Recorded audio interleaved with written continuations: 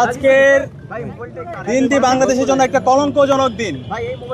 জুলাই বিপ্লব পরবর্তী এই বাংলাদেশে আমাদের প্রত্যাশা ছিল সবার গণতান্ত্রিক অধিকার নিশ্চিত করা হবে, কিন্তু আজকে আমরা দেখতে পেয়েছি ছাত্রলীগের নিষিদ্ধ ঘোষিত ছাত্রলীগের কিছু কর্মীর করা ফেক প্রটোকলের ভিত্তি করে ঢাকা বিশ্ববিদ্যালয়ের শিক্ষার্থী আব্দুল্লাহ আল মাহমুদকে ছাত্র দলের বিভিন্ন পর্যায়ের সন্ত্রাসীরা তাকে হত্যার হুমকি দিয়েছে।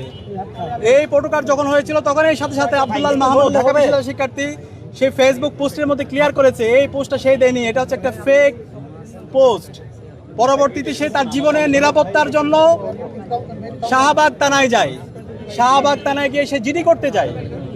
শাহবাগ থানায় জিডি করতে যখন যায় তার সাথে হল সংসদের এবং ডাকসুর বিভিন্ন পর্যায়ের নেতৃবৃন্দরা তার সাথে উপস্থিত হয়। কিন্তু আমরা দেখতে পেয়েছি যে এই থানায় আমাদেরকে নিরাপত্তা দেওয়ার কথা, যেই পুলিশ নাগরিকদেরকে নিরাপত্তা দেওয়ার কথা, আজকে সেই পুলিশের সামনে, সেই শাহবাগ থানায় ওসির সামনে, পুলিশের সামনে এই যারা জিডি করতে গেছে এবং তার যারা সহযোগী আমাদের ডাকসুর এবং হল সংসদের যারা গিয়েছে তাদের উপর বেদরক তার উপর হামলা হয়েছে। এটা ইতিহাসের একটা লজ্জাজনক অধ্যায়। একই সাথে আমরা দেখতে পেয়েছি যখন তাদেরকে উদ্ধার করার জন্য যখন তাদের উপর বারবার হামলা হচ্ছিল এবং এই হামলায় নেতৃত্ব দিয়েছে ছাত্র দলের বিশ্ববিদ্যালয়ে যেমন নেতাকর্মীরা ছিল, একই সাথে বহিরাগত কিছু সন্ত্রাসীদেরকে নিয়ে আসা হয়েছে।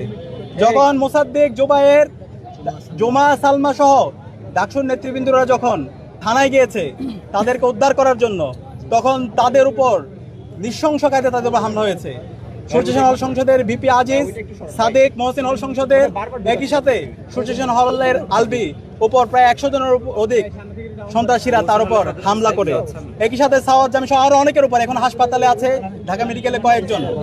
আমরা বর্তমান সরকারের কাছে অনুরোধ করতে, আমরা জিজ্ঞেস করতে চাই, স্বরাষ্ট্রমন্ত্রীর কাছে আমরা জিজ্ঞেস করতে চাই, মাননীয় প্রধানমন্ত্রী তারেক রহমানের কাছে আমরা প্রশ্ন করতে চাই, এটাই কি আপনার গণতান্ত্রিক চর্চা?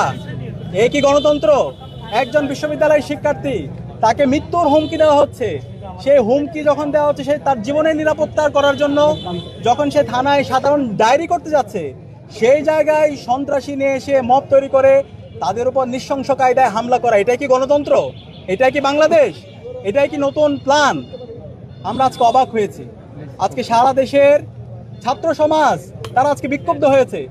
এই ঘটনা যখন ঘটছিল, যখন এই শিক্ষার্থীকে মাহমুদকে যখন হত্যার হুমকি দেওয়া হচ্ছে এবং আপনারা বিভিন্ন ধরনের ফ্যাক্ট চেক যে প্রতিষ্ঠানগুলো আছে এটার মধ্যে আমরা দেখতে পেয়েছেন এটা একটা হচ্ছে একটা ফেক একটা হচ্ছে প্রটোকল।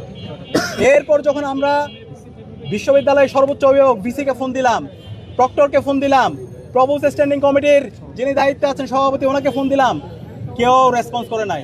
শিক্ষার্থীরা মরে গেলেও তাদের কোনো কিছু আসে যায় না। আমরা দেখতে পেয়েছি সেই আওয়ামী আমলের যে মাকসুদ কামাল বিশ্ববিদ্যালয়ের ভিসি ছিল, ফেসিস ভিসি, যে বহিরাগত সন্ত্রাসীদেরকে নিয়ে এসে ছাত্রলীগ, যুবলীগ, আওয়ামী লীগ এবং পুলিশ সহ খুনি হাসিনার পেট্রো বাহিনী নিয়ে এসে আমাদেরকে হামলা করেছিল, আমাদের ভাই বোনদেরকে মেরে রক্তাক্ত করেছিল। তার প্রতিচ্ছবি আজকে আমরা শাহবাগ থানায় দেখতে পেয়েছি। আমরা হুঁশিয়ার করছি, আমরা সাবধান করছি, যারা এই সন্ত্রাসের রাজত্ব কায়েম করতে চায়, যারা শিক্ষাঙ্গনে আবার অস্ত্রের জঞ্জরানি তৈরি করতে চায়, যারা রামদা, চাপাতি, দেশীয় অস্ত্র দিয়ে শিক্ষার্থীদের ভয় দেখিয়ে তাদের রাজনীতি বিনির্মাণ করতে চায়, আমরা বেঁচে থাকতে আমরা তা হইতে দেব না। আমরা বেঁচে থাকতে আমরা এই সন্ত্রাস কায়েম হতে দিব না। প্রতিটি ক্যাম্পাসে শিক্ষার্থীদের অধিকার আমরা নিশ্চিত করবই। কেউ যদি গণরম তৈরি করতে চায়, কেউ যদি গ্যাস্ট্রম তৈরি করতে চায়, কেউ যদি রামদা দিয়ে আমার ভাইকে মেরে তার অধিকার হরণ করতে চায়, আমরা বেঁচে থাকতে তা হইতে দিব না। সন্ত্রাস চলবে না, মাসল পাওয়ার পলিটিক্স চলবে না। ক্যাম্পাসে শিক্ষার্থীরা আসবে তাদের পড়াশোনা করার জন্য, তাদের গণতান্ত্রিক চর্চা করবে, কিন্তু কেউ এখানে হকিস্টিক অথবা স্টাম্প দিয়ে ক্ষমতার রাজনীতি বিনির্মাণ করবে, সেটা আমরা হইতে দিব না। আমরা দেশীয় যে আইন, সে আইন অনুযায়ী আমরা আবার বিশ্ববিদ্যালয় প্রশাসনের কাছে অভিযোগ দিব, আমরা থানায় গিয়ে আবার অভিযোগ দিব। আমরা আশা রাখবো দেশের যে আইন, সে আইন অনুযায়ী এই ছাত্র দলের সন্ত্রাসীদের বিরুদ্ধে যেন ব্যবস্থা গ্রহণ করা হয়। একই সাথে আমরা ছাত্র দলের কেন্দ্রীয় সংসদের সভাপতি এবং বিশ্ববিদ্যালয় সংসদে যারা তাদের সাথে কথা বলেছি, আমরা বলেছি যারা এই গণতান্ত্রিক অধিকার হরণ করেছে, যারা থানায় মব করে শিক্ষার্থীদের উপর হামলা করেছে, সহিংস কায়দায় আমার বোন জুমার উপর হামলা করেছে, এই সন্ত্রাসীদেরকে আইডেন্টিফাই করে দ্রুত সময়ের মধ্যে তাদেরকে যেন দল থেকে বহিষ্কার করা হয় এবং তাদেরকে যেন বিচারের আওতায় নিয়ে আসা হয়। আমরা দেখতে চাই তারা কেমন বিচারের আওতায় নিয়ে আসে। এবং একই সাথে আমরা পুরো সময় জুড়ে দেখতে পেয়েছি। আমি পুলিশের উচ্চপদস্থ বিভিন্ন জনের সাথে যোগাযোগ করেছি, সরকারের বিভিন্ন পর্যায়ের যারা এখন মন্ত্রী আছে তাদেরকে ফোন দিয়েছি, আমরা দেখতে পেয়েছি সবাই নীরব।